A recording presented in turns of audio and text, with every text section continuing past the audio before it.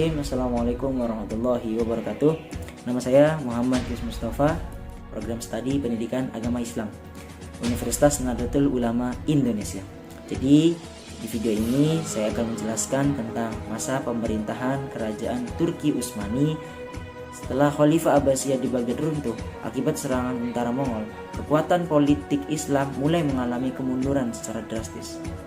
Wilayah kekuasaannya tercabik-cabik dalam beberapa kerajaan kecil yang satu sama lain, bahkan saling memerangi. Beberapa peninggalan budaya dan peradaban Islam banyak yang hancur akibat serangan bangsa Mongol itu.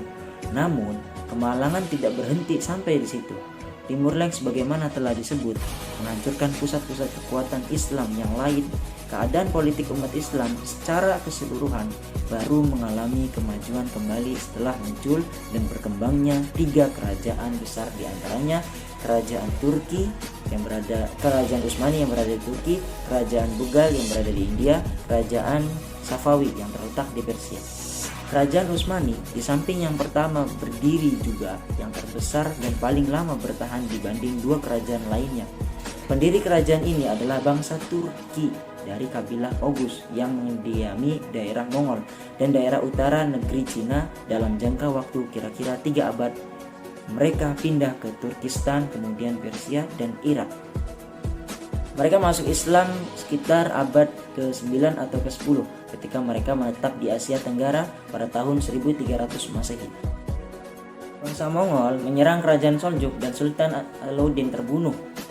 Kerajaan Seljuk Rum ini kemudian terpecah belah dalam beberapa kerajaan kecil. Utsman pun menyatakan kemerdekaan dan berkuasa penuh atas daerah yang didudukinya.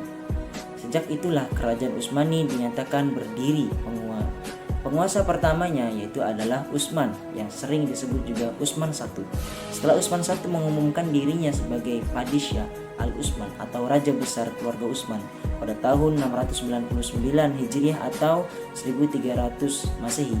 Setapak demi setapak wilayah kerajaan dapat diperluasnya.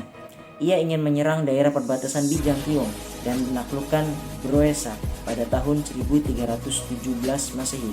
Kemudian pada tahun 1326 Masehi dijadikan sebagai ibu kota kerajaan. Ekspansi kerajaan Utsmani sempat berhenti beberapa lama ketika ekspansi diarahkan ke Konstantinopel. Tentara Mongol yang dipimpin Timur Leng melakukan serangan ke Asia Kecil. Pertempuran hebat terjadi di antara 1402 Masehi.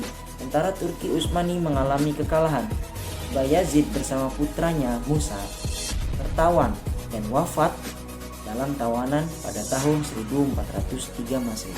Kekalahan Bayazid di antara itu membawa akibat buruk bagi Turki Utsmani. Penguasa-penguasa Seljuk di Asia Kecil melepaskan diri dari genggaman Turki Utsmani. Sejarah pendidikan Islam dimulai sejak agama Islam masuk di Indonesia yang oleh sebagian ahli sejarah menyatakan bahwa awal mula masuknya yaitu adalah di Pulau Sumatera, yaitu di bagian utara daerah Aceh. Artinya sejarah pendidikan Islam sama tuanya dengan masuknya agama Islam ke Indonesia. Hal ini disebabkan karena pemeluk agama baru tersebut sudah tentu ingin mempelajari dan mengetahui lebih dalam tentang ajaran-ajaran Islam, ingin pandai sholat, berdoa, membaca Al-Quran, dan lain sebagainya, yang menyebabkan timbulnya proses belajar meskipun dalam pengertian yang amat sederhana. Dari sinilah mulai timbul pendidikan Islam, di mana pada mulanya mereka belajar di rumah-rumah, langgar, atau di surau masjid, kemudian berkembang menjadi pondok pesantren.